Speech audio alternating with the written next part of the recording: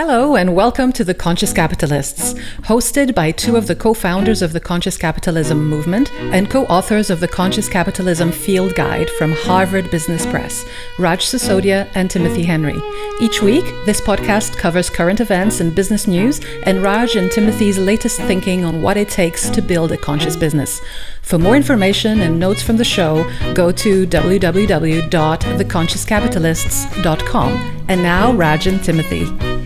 Hello, everybody, and welcome to episode number 19 of The Conscious Capitalists with myself, Timothy Henry, and my partner in trying to make the world a better place through business, Raj Sisodia. Hi, Raj.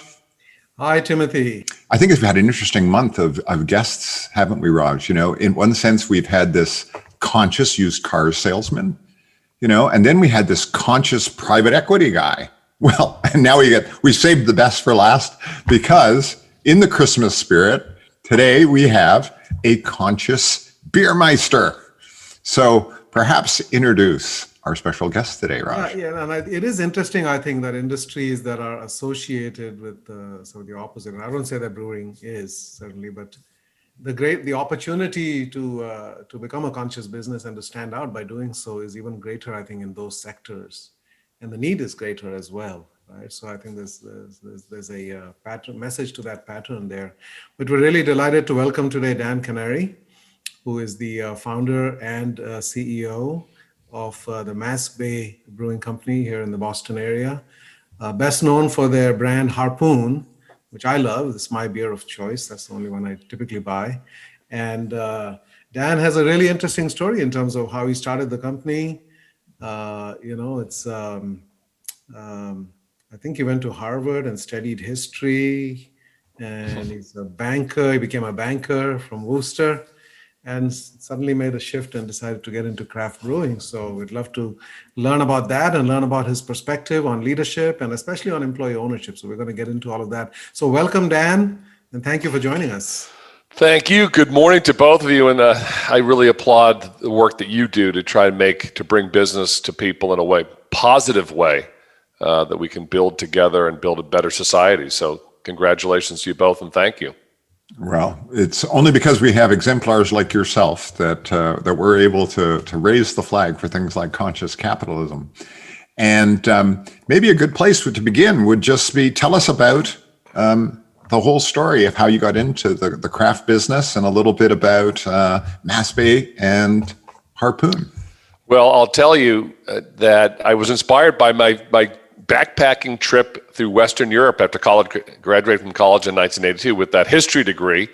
Heading into banking, I was able to take the summer off and with a college friend headed overseas. And, having been someone who loved beer from a young age, and the world in the U.S. back in the 70s and 80s was all light yellow lagers coast to coast. It was absolutely dreadful, so boring. And I was like a kid in a candy store when I landed at Shannon, and we worked our way all the way down to Corfu and back. And I fell in love particularly with Irish and English pubs and the various beers that you'd find traveling through different regions. The idea that, my gosh, there'd be different beers in different regions and all these styles, it was phenomenal. Not only was the beer incredible, but the backstory, the breweries were in the center of town. They were part of the community. They went back hundreds of years in many cases. And, in the U.S., if you wanted to visit a brewery, it was in an industrial park out on the interstate someplace. It was like a bloodless factory.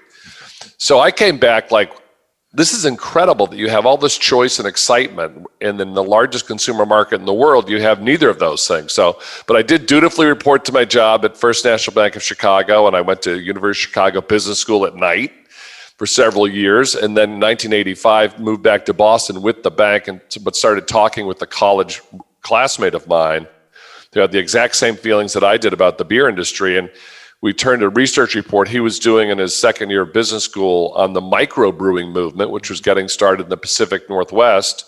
We turned it into a business plan to actually open a brewery in Boston.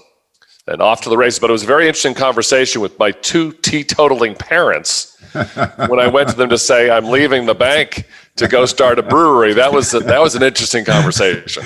Short of them both beginning with B, I'm sure they didn't necessarily make the connection right away. Not at all. Right? I guess this is something you just feel you have to do. It's kind of one of those conversations. And Dan, you went to Chicago, I mean, the mecca of free market capitalism and laissez-faire capitalism thinking, right? And Milton Friedman was Absolutely. still teaching there, right? He was still on the faculty there. That's right. And I've had two of my sons graduate from Booth in the last 5 years. And so I've maintained my ties and have actually engaged, but gone back a number of times and spoken to students and other groups about conscious capital and the small c, not necessarily the organization, although I've mentioned that, but also just the idea of employee ownership. And I think it's an interesting evolution a lot of us are going through as we see kind of what the market has done and what the market hasn't done. Were they receptive to those ideas at Chicago? They really are, and they are in particular, because I speak quite a bit, as you might imagine, about employee ownership, and they are. I just was on a panel with students, and they say they actually have a class where they're talking about employee ownership, and I said, that's great. I'd love to find out more about that. Yeah, I love the I love the contrast of this question of like we should be talking about employee ownership like it's an oddball, or conscious capitalism like it's an oddball, versus, you know what, this is just a better way to run a business. Let me tell you, it's just a better way to run the business. And I'd love to have your reflections on what you see when you look at it through that lens of like, this is just better. It goes way back with me. I was raised by great people, but my dad was a stockbroker forever, right? And he ended up running his own company in Worcester, Massachusetts, and then was bought by a bigger one. But my dad he was a huge believer in the free enterprise system, but he said, you've got to recognize the biggest threat to the system is not, and this is not to get political, he said, it's not really going to come from the left. It's going to come from business people, especially on Wall Street and others, being too greedy, and they're going to turn the rest of society off to business. And therefore, they're going to vote for anti-business policies. They're going to actually hurt the general economy. And I've just seen that happen again and again and again. And I think that the financial crisis of, was it 12 years ago now? Yeah. I remember a great column, I think I put it up on my wall for a while, from the Wall Street Journal, by someone who said that basically without restraint, personal restraint, our system doesn't work. In the sense that, greed, and I've been talking a lot about greed in the last several years, it makes some people uncomfortable, but I'm like, if we're not comfortable calling out greed and we want to preserve the system, who else is? It's going to be the enemies of the system, socialists, for example, that want to tear it down and put caps on it, as opposed to guys in a free market democracy where the voters rule as they should. If they see the system rigged against them or greedy people living to excess, what do you expect the outcome to be? Yeah. So it's the role model, what you're doing, what conscious capitalism is doing, what the ESOP Association, what others are trying. I think it's a little bit like what Roosevelt did in the New Deal. He saved the system from itself. And I think to some extent we're faced with some of those challenges again today. I'm reminded of Viktor Frankl, who said that we have a Statue of Liberty on the East Coast, but we need a Statue of Responsibility on the West Coast, perhaps, just to balance that, because freedom without responsibility can lead to all of those kinds of consequences. Your father was very prescient in making that observation. That's exactly how it has played out. Well, it's always been interesting to me too that we're very comfortable calling out laziness or sloth or welfare cheats, etc., but we're not comfortable calling out greed on the other end of the spectrum, to just say, for the betterment of society, how much is enough? And then it really gets to personal responsibility, Raj, as you said, on a lot of different levels. That's bettering yourself, educating, working hard, etc. But it's also, I don't have to have all of this for myself. I can share this in a way that benefits my employees or benefits the broader community. And I think there are a lot of business people out there who actually live that way. Yeah. But a lot of the models that we see that are covered in the newspaper, et cetera, it's quite to the contrary, and we all end up paying the price for that. Well, I think that's so true. I think that one of the things that we keep arguing about is the narrative about business needs to shift, because too much of the narrative, and I joked about this a couple of weeks ago, was that in the same day, the Financial Times publishes this stakeholder-centric model that says the future of capitalism is around stakeholders. And on the same day, the Wall Street Journal publishes the completely opposite, saying stakeholder approach is complete nonsense. We've really got to go back to the Milton Friedman shareholder model. And it's like, guys, this is a narrative that needs to move on. Mm-hmm. And I'm curious, because when we talk to leaders like yourself, you went on a journey that had your eyes open to that as a possibility. And I'm just curious, when you look back at your life and you sort of say, what is it in my background that made me who I am, that this was something that would have appealed to me and that I would actually go and do something in the world around it? Again, I think it goes back, Tim, to the way I was raised. And I was having started a company when I was 25, 1986, before kind of entrepreneurship took off. One thing that appealed to me was I was never comfortable with the disconnect in values between the way I tried to live my personal life and then my professional life. And I think that was one of the things that really appealed to me about starting my own company. It's like, okay, we can have our own business, and therefore we can make the business reflect our values. And the old golden rule, do unto others as you'd have them do unto you. I mean, it's just kind of as simple stuff. And I think culturally, it's one of the reasons we've had the success we've had is because we've always treated our people that way. And it's like, well, why would you wouldn't do that to somebody else because you would not want that done to you. It's simple. And I've just observed, because a lot of, I graduated from college in 1982. If you remember, you don't, but the Dow, in August of that year, the Dow was in the 800s. Yeah. Any of my classmates that went into financial services who had a pulse, basically, could have retired 15 years later, and a lot of them did. You just kind of watched this evolve in other areas, and you kind of just saw it. And I had a father in the business, and his line, one of his lines was, my job is really to protect my clients from those assholes, pardon my language, on Wall Street.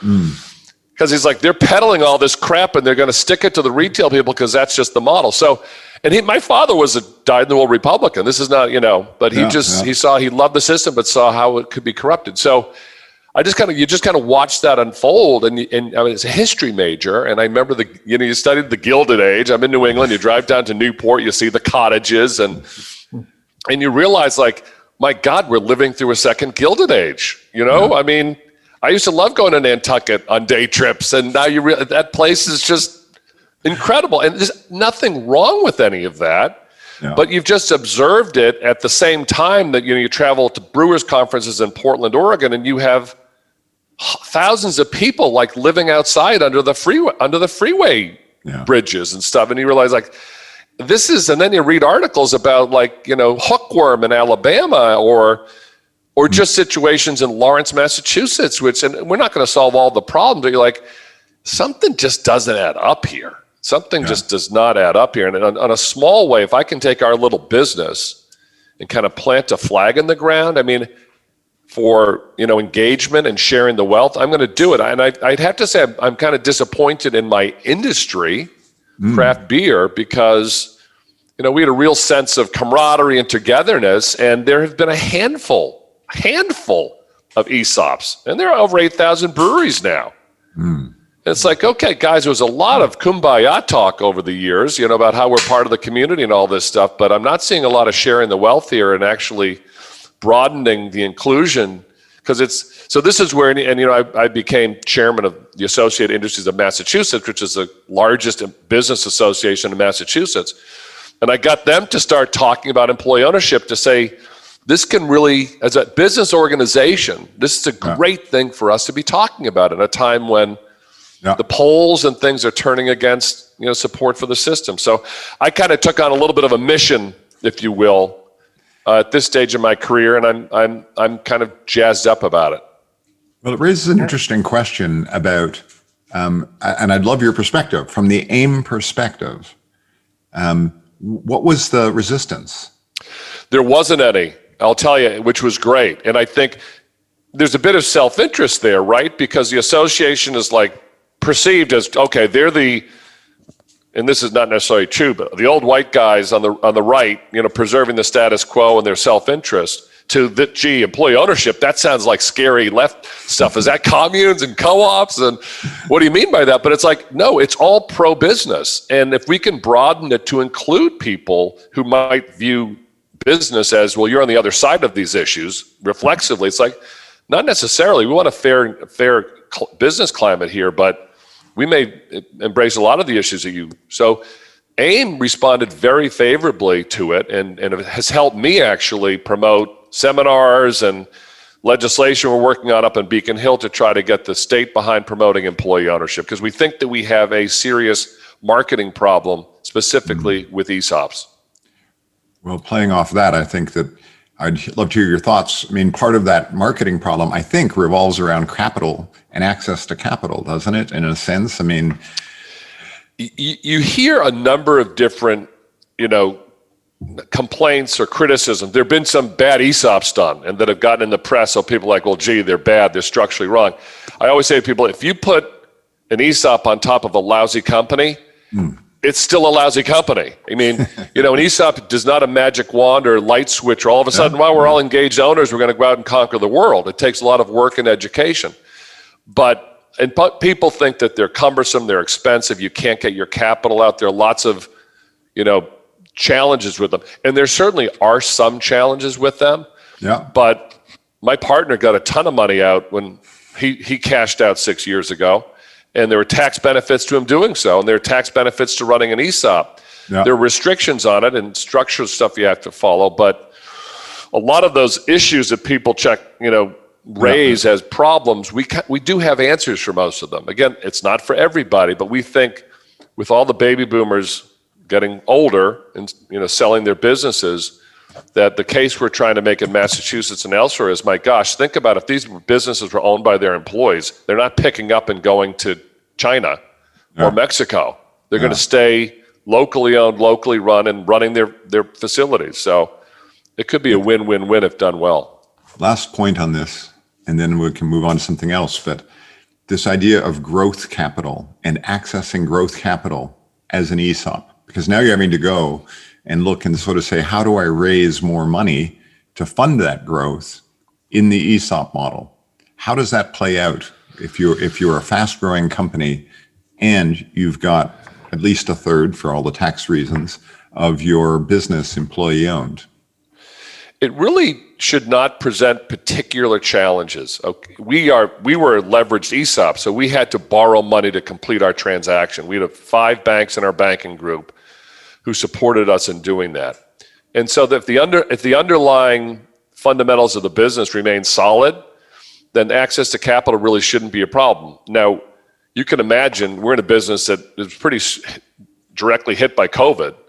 As a leveraged ESOP, we've had our challenges this year, but it's not because we're an ESOP, it's because we were leveraged, okay? And I would make arguments all day long that us being an ESOP with the culture we have allowed us to kind of meet the challenge of COVID head on and end the year stronger than we went into it, which is pretty remarkable. And I think that's entirely due to the culture that we have that has been affirmed, if you will, by employee ownership.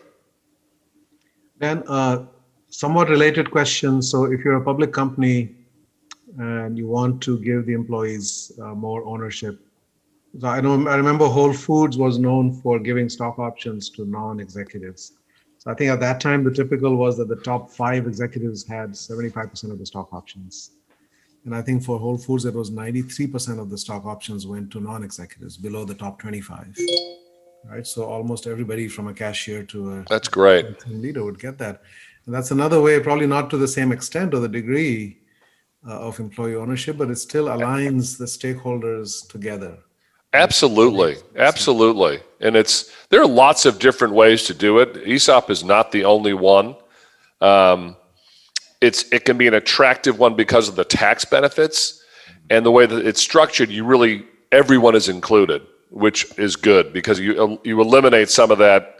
Depends on how generous the executive committee's feeling that day. But again, there's certainly cases, and Publix is the largest ESOP in the country, 160,000, I think, employees. But the Whole Foods model, again, that was founded and run by an enlightened, generous person, right? And there are lots of stories like that. But there are lots of them, but unfortunately, we need more. Yeah, I didn't know that about Publix. I mean, I've been reading about them recently about, that's a great stakeholder-oriented company. I mean, they are the largest ESOP in the country. Yeah, absolutely. So they check all the other boxes in terms of customer delight, returns, employee engagement, all of them. Right? So They do. Yeah, it's off the charts. Like the turnover rate's really low. Customers absolutely love the place. It's a little bit like Market Basket here in New England, which is not an ESOP, but is clearly, I mean, we all lived through that. And I read the book about it. I was fascinated with that whole story. But I think they're viewed by their customers the way the Publix is to some extent. Yeah. So I'm interested in your idea about greed. You said you're out there, calling a spade a spade. Let's talk greed. So Dan, let's talk greed.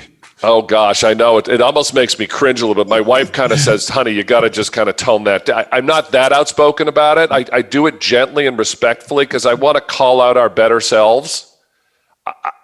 I'm really not saying that someone's a bad person. I don't want to ever get to that point. We've had too much of that in our society, right? It's almost just appealing to our better angels and saying, greed is out there. I mean, I think you look at public company boards, you look at what CEOs make. And I remember a friend of mine, we great Vermont hiking friends, and she grew up outside of Detroit around all the auto company executives. She said they used to live in our neighborhood and they drove carpool. I mean, it was like, but now they're all flying private and driven separate. I mean, because it used to be, it was a 10-to-1 ratio between the average employee and their company, and now it's 200. And why is that? And why is that? You have these boards. Oh, we're gonna do, because I've seen this happen. We're gonna do a comp survey. And well, we got to have our guy in the top, or our gal, and it becomes this upward spiral. Yeah. And there's a crude term that you use to refer to something like this, the old circle blank, and it just goes upward and upward, leaving everybody else kind of just in the dust. And you've seen this world emerge with the top X%, where there's very little interaction with the rest of society, and it's just not a healthy situation. So I like to say to people, if you care about business, if you care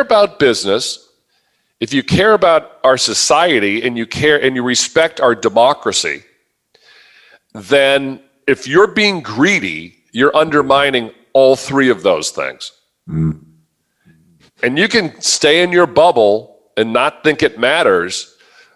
And maybe in your case, it may matter less than others. But when people see these numbers and the way that folks have, it kind of becomes a racket where I'll scratch your back, you scratch my back. And how do you think that helps business? Millionaires taxes on the is going to be on the ballot again in Massachusetts. What do you think is going to happen? And tax rates are going to go up, and they probably should go up. And it's going to hurt the person, trying to start their business. Yeah. That's the thing. The people that have been greedy along the way, that have made their 50 or 100 or 100 or 200 million, got it squired away safely behind these tax shields, they're fine. But it's a person opening up, the craft brewery down in, Portsmouth that's trying to raise $400,000 to do it. It might make $1 million on the sale of his company. He's going to pay higher taxes so it's a sense of responsibility. Play it forward, if you will. If we really want to leave the system better off than we found it. Yeah. And guys, we live in a democracy. That's the thing I like to remind everybody. Your actions have consequences, because people see this and they think, and so live that way. Be responsible. Back to what Raj said, be responsible. So stakeholders, whatever you want to call it, I just like to kind of bring that up, and it does make people uncomfortable. And I don't ever want to make it personal. I just kind of want to call out our better selves, if that makes any sense. Well, it's interesting that ratchet effect that you talked about, right? Everybody wants to be in the 70th percentile of what we pay our leaders. And that just becomes and we don't do that with employees, right? We don't say we want to be in the 75th percentile for our frontline people, right? Right. What can the market, what can we, I'm reminded of HEB, which is another great company in Texas. Great company, great customer of ours. We love those guys. Yeah, and there it was founded by the grandmother of the current CEO, Charles Butt, founded by Florence Butt. And his dictum to his people is, please pay our people as much as possible, not as Yeah. little as possible. Right? Figure out a business model where we can pay them well. And I think they recently distributed billions of dollars worth of stock, and it's a private company still, to their employees. And they have lower prices than Walmart. And of course, employees are paid much better, and customers are proud and delighted to be affiliated with that company. So it brings up for me this question that we often talk about our fathers and their influence, but for a lot of conscious leaders, I think their mothers also had a significant influence. Huge. And so, if you want to talk about that. Oh, and I did a disservice if I didn't say both. I know I quoted my dad a couple of times. My mother was in so many ways the conscience of our family, and her quiet way. She became a guidance counselor in my high school, which is a little awkward when I was a sophomore in high school, for 22 years. And the people I ran into over my life telling me that my mom changed their lives for the better because she cared. She would cry telling us stories about people and kids and she just wanted to help people. And I remember my parents kind of taking on a couple of, family of Laotian immigrants. Back in those, it was brutal what they had to get away from and what they had to deal with here. And just very quietly, that's just kind of what they did quietly. And I think one of the benefits from my career versus if I had stayed in banking is brewing is, we make beer. We got a raw material in the front door. We have a production process, manufacturing facility, distribution business. We also have sales and marketing and finance and administration, et cetera, but we have an incredibly diverse workforce. And I'm not just talking, colors and faiths and et cetera, but it's as much blue collar as white collar. So I'm just constantly around people from absolutely all walks of life and backgrounds and making very different amounts of money and confronting the challenges life has to offer, as opposed to if I had stayed in banking, I might have interacted with the administrative staff on occasion. But other than that, it would have been, the bubble, if you will. And again, there's nothing wrong with any of that other than I think asking people to be aware of the limitations of their circumstances. And I was saying this to my wife last night, reading an article in the New Yorker about poverty in Alabama. And I said, this is why I'm so happy I get this magazine, because my gosh, this is in America in 2020. Yeah. Did you know anything like this existed? And so in this day and age where everyone gets their news from their own echo chamber on the left and the right, it's, the shutdown, the great sound of all of our minds closing to each other is pretty scary stuff. So I think that's real benefit being in a diverse company. Well, it's interesting when you get into this whole question of the board, what's the role of the board? It raises an interesting side issue of what do we mean by ownership? So what I love about the ESOP community is we have a very clear, distinct idea about what ownership means. And often, not always, but often it then translates into the culture. We have a culture of ownership. Yeah. We're going to post the Harpoon video that you put out about your employee owners, because I think it was so cool. But it's a very distinct idea about what ownership is. Then we shift over to the other side and we say, well, State Street, Vanguard, they're the biggest owners of quote unquote public companies with their index funds. And now you're sort of having an interesting discussion of like, well, what do we mean by ownership when we have index funds and mutual funds and I'm really not involved. And yet I have a board, and the board now is making these decisions, but their idea of what ownership is to me at least confused. Yeah, no, that's especially tied to index funds like that. It's like, it's all just triggered by, algorithms. That's interesting. Yeah. Ownership, when we became an ESOP, I remember we had very good advisors on it. The people in the community, they're wonderful. Alex Moss and Dan from Philly had brought up and talked about how important it is to educate people. Because we all understand we all have a concept of ownership, from business school or what our experiences running companies or advising directors. But, to our guys working on the canning line, or delivering beer in trucks around Boston, ownership, To them, it's like, well, I know John Henry owns the Red Sox. He's a rich guy up in the, it doesn't come naturally to them at all. And so, and as I said, I'm not looking for you to be up at 2:00 in the morning worried about the stuff I'm worried about. Yeah. That's my role. But I do want you to all develop a sense of what it means, this ownership, this idea that your decisions, your actions day in and day out have an impact on you. Yeah. And so we've taken real time to do that. And again, that is not a light switch going off. That is examples over months or years where people are like, okay, so if that idea that I had that could save us a penny a case, okay, which if we do 2 million cases a year, $200,000, whatever, multiply it times 8 or multiple, wow, that could have over $1 million impact on the value of our company, divide it by 100,000, whatever. You start to drill down that idea of what it means and how you individually can impact the value of your retirement account. Yeah. It's pretty powerful. I mean, Jim Collins, the flywheel, I love the flywheel analogy because I think in business it is absolutely, it's a great model for how many of us it takes. It's really hard to get it going, but my goodness, once you get that going and working together, it can be a beautiful thing. And that's ownership. Yeah. So that's the tangible sort of extrinsic aspect, right? The financial dimension, but there's also the intangible. What does it mean to take ownership of something, right? It's responsibility. It's a sense of stewardship, right? It's thinking broader. I remember in Barry Waymiller, this company, I wrote a book with Bob Chapman, the CEO, and everybody there is sort of things like that, right? So when they had a problem with industrial accidents and safety, and the finance people brought it up to say our claims, workers' comp claims are going up and we need to do something about it. Well, they framed it as we need to keep our friends safe. We need to keep our colleagues safe, right? And what can we do to do that, right? So each of us, as we're going around, we see something sticking out that shouldn't be there, we put it back and we just figure out how we can contribute. We're looking for ways to contribute. Right? We have it's a small cultural thing that we do that I love, which is back in the early days, we had some rough years, which is great because I think it builds it into your DNA. We didn't have any heat or air conditioning in our offices, so at times we'd hold sales meetings in the men's room, whatever. But our lawyers at the time, we used a downtown law firm. We didn't skimp on the legal stuff. They'd allow us to have meetings in one of their conference rooms.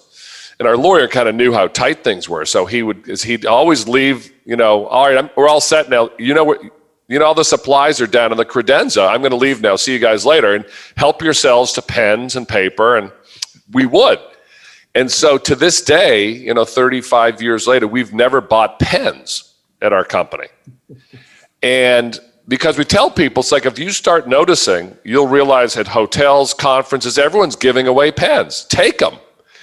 And every month, our CFO gives out the Finance IPA, which stands for the Finance Increased Profits Award. We announce it at our company meeting. It's someone had an idea to save this or that. And then at the end of that, he gives the award as a pen. That it could be like a Hilton Gardens pen, or it could be a Babson College pen, but it's from someone. And it just, I think, ties it together really well, that personal initiative, kind of our company history, watch your pennies and the dollars will take care of themselves. I just think culturally it kind of works, keeping that aspect of our history alive and promoting ownership. So, what I love about what you do and the impact of employee ownership, it kind of addresses what I think is the biggest problem in companies, especially American companies, is a caste system.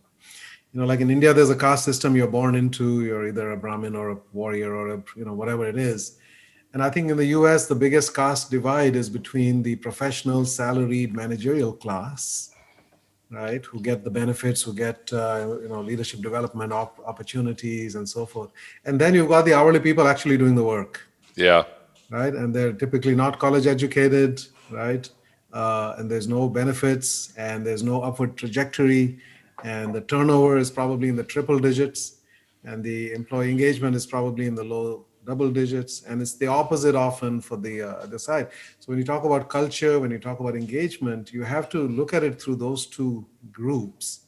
And if you see big gaps, and you will in most companies, that shows that there's a fundamental disconnect here, right? And I'm sure that in your company, the employee turnover at the front lines is a fraction of what it is for the large brewers or large companies in your industry. Our turnover is good and gotten better, and our engagement is really high. You raise an issue for us. We're 160, 170 employees, but the diversity that I spoke about of our staffing presents absolutely challenges on developing a culture. And I'll take something right now, obviously working remotely. We can't make beer remotely. Mm-hmm. Or last week's snow days. I've never been a big believer of snow days. I'm old school that way. Tim's from Canada. He completely gets that. Yeah. But what's your like snow days? We ask all of our production folks to come in. We got to make beer. But the office staff, it's like, okay, you can just work from home. I mean, those are small examples, but they really do present their culture. So, and you would have people in the production force saying, oh, yeah, no one's in the office today. They get to work from home. I had to fight my way in. Or even with COVID, our guys I've been at work every single day through COVID because our staff has been here. Yeah. Now, our marketing, design, sales have not been in, obviously, but one fun thing that we've done since 1999 that has gone a huge way, at least for me, of breaking that down, and I think it's really helped throughout our company, is we started that year with our annual employee beer culture trips to Europe. And so when employees hit their 5th anniversary and then 8th, 12th, and then every 5 years after that, we take them on an annual beer culture trip. So I will take up to 25 people, and we will visit breweries. And we have been, again, since 1999, we've done this every year. This is the first year because of COVID. We're all set to go to Ireland, Tim. We're going up north. We're going to Dublin, and then we're going to go up to the north, and then to Donegal and down to Galway. We're all set to go the last weekend of April. And that brings together people from every part of the company and throws them together for a week. And it has done so much for now 2 decades to kind of break down. Now, again, a bigger company can't do that, but you can probably try to think of ways to do it. Because, empathy, people talk a lot about that. Now, caring about someone in their life outside of work is just central to it. Yeah. And, if you're traveling with someone, you're having beers with them over in the Czech Republic or whatever, and creating incredible memories together, that goes a long way towards, saying, I don't care whether you're driving a truck or you're our chief marketing officer. We're all the same. Yeah. Hey, Dan, I want to come on the next trip. Okay. I'll be an observer and I'll just write about you. I know. My wife has been trying, there's absolutely no way because a big part of it is that I'm fully engaged. And now that I'm really getting old, it's like, I don't know how much longer I can keep on doing this, because you can imagine what those events are like. Some of the folks have never left, a lot of them have never been out of the US before. A couple have not flown before. Wow. When we took them. Their first passport and their 100%. We had a dairy farmer up here in Vermont who had never flown before, who we took to Hungary. And he had the time of his life. So you create memories like that, and we're in a business that allows you to do it. So it's take advantage of it. So I read somewhere a quote of yours that say you bring creativity, variety, and romance to beer, which has largely become commoditized in the US, right? And I think it's probably generally true of many industries. They start out with the small craft mentality, but then as they become large, and it's all about the numbers and efficiencies and economies of scale, and they kind of lose the romance. They kind of lose the beauty of business, right? And I think that's something we're looking to get back to, even in a large company. I think we can figure out ways to do that, right? Yeah, customer contact has always been central to us. The only space in our Boston brewery that's been used for the same purposes for 35 years is our old tour room, where where we located in Boston in the seaport. It was a 6-month delay getting into the space. It was costly, just had raised our first equity. But we wanted to have a central location because that vision I talked about going to Europe and these breweries right in the center of town. And Tim, the first brewery I visited over there was Smithwick's in Kilkenny. This was before they were purchased by bigger brewers, and we were the only people on the tour, and we told them, we really just kind of want to go drink. And they took us to the cave to drink, and then they drove us to the train station. So I had a very personal experience with this wonderful brewery right in the center of town. So that was our vision way back when. And so pre-COVID, we had like 450 to 500,000 people a year visiting our two breweries. Wow. And we would run big festivals. I don't know, Roger, if you ever went to our Oktoberfest, we had between 15 and 18,000 a year come to that event. I had our first one in 1990. We've been doing it for a very, very long time. So I think that connection with consumers, beer affords you that opportunity. Yeah. If you're a beer drinker, it's kind of a bit of a badge, like the beer that you're drinking says something about you in a way that I think what type of soda you drink, if you drink soda or whatever, doesn't.